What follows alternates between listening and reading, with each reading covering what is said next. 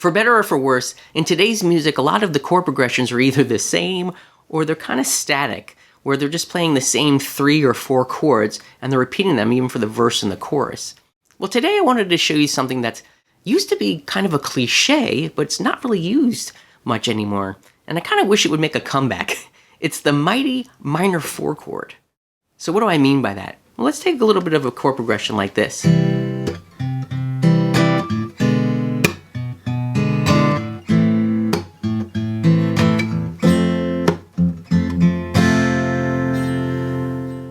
What I'm playing there is the root C.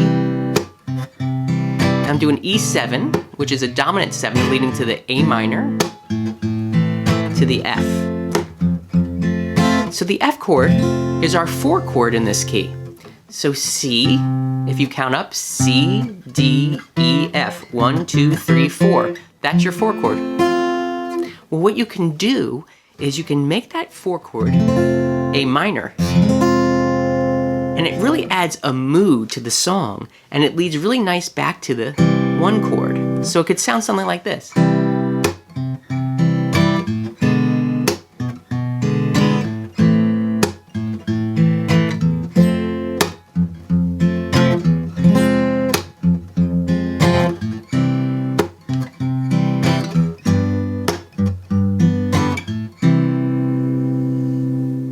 And something that you can do too if you're a songwriter, you can use these chords to your favor by making sure that the lyrics in your songs kind of emphasize the sadness in the chord progression or vice versa.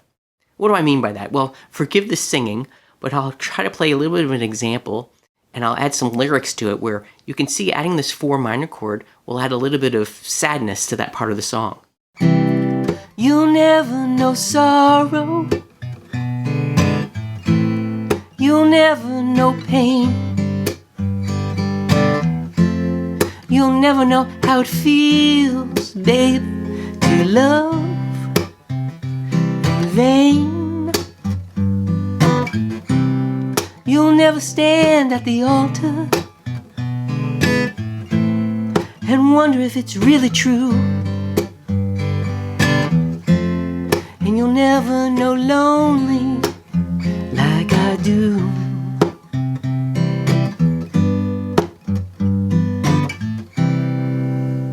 So you can see what I was doing there. When I was landing on the word lonely, I added that 4 minor chord to really emphasize that feeling.